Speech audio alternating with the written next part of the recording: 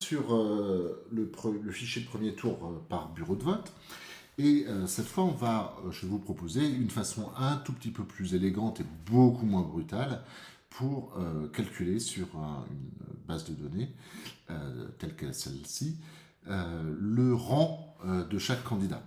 Alors vous vous souvenez, hein, on a la possibilité de faire des copier-coller de formules avec la fonction rang, mais on pourrait aussi être un tout petit peu astucieux et essayer de se dire, bon, écoute, je vais essayer de transformer l'affichage de ma base de données en faisant un tri un tout petit peu sioux, et si je trie circo par circo, bureau de vote par bureau de vote, mais par nombre de voix décroissantes, je vais avoir normalement, en premier, pour chacune de ces bureaux de vote, je vais avoir le premier candidat, ensuite le deuxième, etc., etc. Il me suffira de classer donc 1, 2, 3, etc. Et j'aurai le rang. On va essayer de le faire, on va faire trier et tri personnalisé. La première des choses qui apparaît dans cet onglet, c'est de savoir par quoi vous voulez trier. Ben, je vais commencer par trier par exemple, code commune. Ensuite, je vais rajouter une fonction de tri, je vais rajouter par bureau de vote. Donc dans chaque commune, ensuite par bureau de vote, 1, 2, 3, etc. Ensuite, je vais demander à Excel de trier par nombre de voix. Et donc la nombre de voix, c'est tout en bas, ici. Et je ne vais pas trier du plus petit au plus grand, mais je vais trier du plus grand au plus petit. On va regarder ce que ça donne immédiatement sur le tableau. Car elle contient des nombres au format texte, donc ça arrive. Trier toutes les données ressemblant à des nombres, ok. Trier toutes les données ressemblant à des nombres, et on fait ok. Alors ça, c'était les codes communes, les codes bureau de vote qui étaient rentrés comme du texte, alors que on pouvait les considérer comme étant des caractères alphanumériques. Bon, ça, c'est un détail. Le fichier, qui est quand même très très gros, va être maintenant trié par commune, puis par bureau de vote, puis par voix décroissante. Et donc, on va regarder les premiers. Vous avez, alors ça sent plutôt bon, hein, j'ai l'impression. Sur la première ligne, on est dans l'un à l'hébergement clémential. Voilà, alors je vais les souligner en rouge là juste pour, les isoler en jaune par exemple, pour qu'on puisse bien les voir pour la démonstration. Combien de bureaux de vote? Bon, il n'y en a qu'un, donc bon, c'est moins drôle. Tac, tac, tac, tac, on revient en arrière, et effectivement, il les a bien triés par ordre décroissant. Je vais aller en choisir un autre, mais cette fois-ci avec plusieurs bureaux de vote, en Berlieux, en budget. Vous voyez, bureau de vote numéro 1, bureau de vote numéro 2, 3, 4, etc. 5, oh, il y en a combien? Il y en a en Berlieux, en budget, il y en a 8. Et on va voir sur les deux premiers. Alors je vais les sélectionner simplement. Tac, ici. Et on va aller à droite. Hop. 293, tac, tac, tac, tac, tac, c'est bon. Ensuite 256, 207, etc. C'est bon. Alors, on a bien donc le fichier qui est classé, le tableau qui est classé dans cet ordre-là. Je vais enlever ça parce que ça m'agace. Tac. Aucun remplissage. Et ce que je vais faire, c'est une petite formule astucieuse. Alors, le premier, c'est 1. Ça, on est sûr qu'il est arrivé premier puisque c'est dans la première ligne. Après, 1, 2, 3, je pourrais le faire à la main, mais vous imaginez bien que je ne vais pas le faire sur l'ensemble des 200 000 lignes, je crois qu'il y a dans ce tableau. Mais je vais faire une formule. Et je vais dire, bon, normalement, si l'ordre se fait classiquement, le deuxième, donc cette ligne-là, c'est cette première ligne plus 1. D'accord? Je tape Entrée, et donc, évidemment, ça donne 3. Si je continue comme ça, en sélectionnant tac, tac, tac, tac, tac, je devrais avoir, comme ça s'affiche, 1, 2, 3, 4, 5, 6, 7, 8, 9, etc. Sauf que, on est à partir d'ici, on a changé de commune. Et donc, le changement de commune devrait me faire repasser sur 1 et pas 8. Donc, en fait, c'est un si, c'est une condition qu'il va falloir écrire. Et on va la faire de suite. C'est si jamais, donc je vais faire si, d'accord, Si jamais, alors qu'est-ce que je vais aller chercher? Je vais aller chercher le nom de la commune. Donc le nom de la commune, il est en, c'est D2 ou D3, d'accord? Donc je vais comparer D2 et D3. Si D3 est égal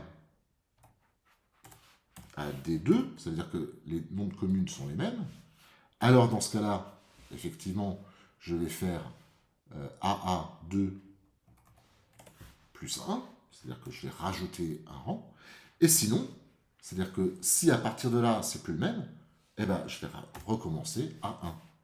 Et donc, à partir du moment où la première ligne où le nom de la ville est différente, clac, je vais changer.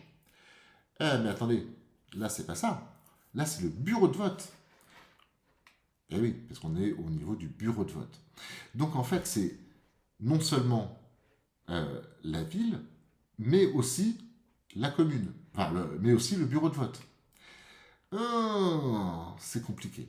Donc, je vais faire en fait, si D3 et E3 est égal à D2 et E2, c'est-à-dire le texte de la commune plus le bureau de vote, le texte de la commune plus le bureau de vote, alors je fais ça. Et vous allez voir, oups, je vais double-cliquer ici. On va tester tout de suite pour celui-là. Clac, qu'est-ce qui s'est passé? Est-ce que c'est bien ça? Oui, effectivement. On est bien sur l'hébergement et là, l'hébergement de Varay. Donc on est sur une autre colonne, un autre bureau de vote. Et ça a bien fonctionné. D'accord? On va faire la même chose pour celle-là. Je vais cliquer 2 fois. Voilà. Et là, la formule a été recopiée. Oups. La formule a été recopiée voilà, jusqu'en haut des 464 000 lignes. Et je vais me retrouver, alors je peux le tester hein, évidemment, mais je vais me retrouver avec le rang qui a été automatiquement calculé grâce à une opération de tri. Donc c'est assez élégant, c'est assez chic, et ça j'aime bien quand c'est à la fois élégant et chic. Je sélectionne tout, je fais un CTRL-C pour copier, et évidemment, avec le clic droit, je fais un coller spécial valeur pour enlever les formules et simplement avoir hop, les valeurs. 1, 2, 3, 4, 5, 6, 7, etc. etc. Magie. Maintenant qu'on a notre base et qui est plutôt rigolote, on s'aperçoit quand même quelque chose, que ce soit pour le premier tour ou pour le deuxième tour, donc pour les fichiers premier tour par BV ou deuxième tour par BV, il nous manque, de manière très très très surprenante d'ailleurs, la colonne circonscription. Vous savez, la circonscription, c'est un agglomérat de plusieurs communes et à l'intérieur de chaque commune, plusieurs bureaux de vote. Et bizarrement, dans les fichiers qui nous ont été donnés, on n'a pas le code de la circonscription. Alors comment on va faire ça? En fait, on a une chance folle, c'est que on a dans le fichier candidat, et peut-être vous en souvenez au tout démarrage, dans le fichier candidat, on a effectivement, là par contre, le code de la circonscription. Donc on est capable de dire que pour un candidat, dans quelle circonscription il est.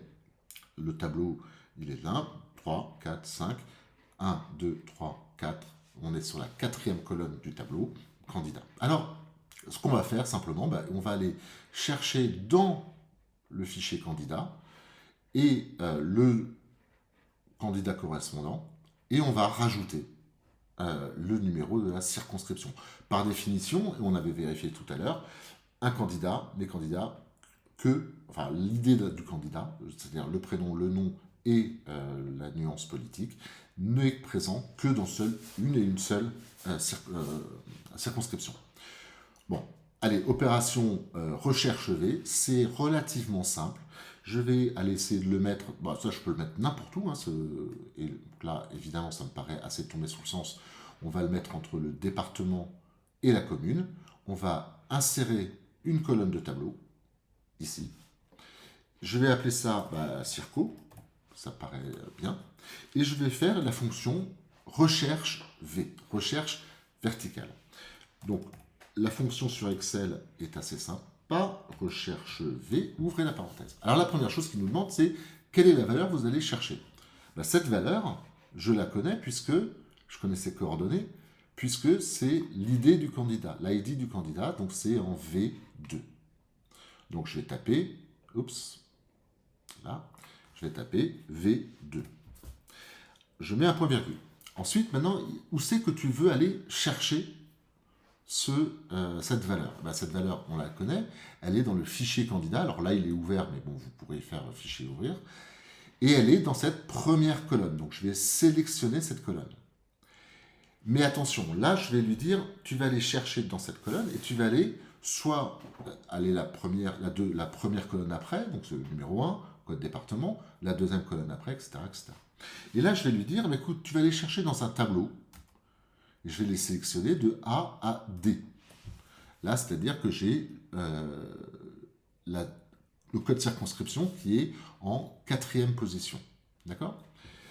Et là, je vais aller lui dire, justement, dans cet ensemble, dans ce tableau de 4 colonnes, tu vas aller me définir la 4e colonne. Tu vas me renvoyer la valeur de cette 4e colonne. Et je vais lui dire correspondance exacte, c'est-à-dire faux. Je vais mettre et je ferme la parenthèse. Donc, je vais aller chercher dans la première colonne, A, la valeur que je lui ai donnée, qui était en V2, et je vais aller me déplacer de 4 colonnes, ouais, donc de 4 cellules vers la droite, pour aller chercher la valeur que je recherche. Je tape Enter, et voilà, et vous allez avoir ici la formule qui s'affiche là. À chaque fois, elle va se mettre à jour par rapport au numéro de la ligne, et il va me donner le code de la circonscription de chacune de ces communes. D'accord? Là aussi, toujours pareil, donc ça c'est magique, hein.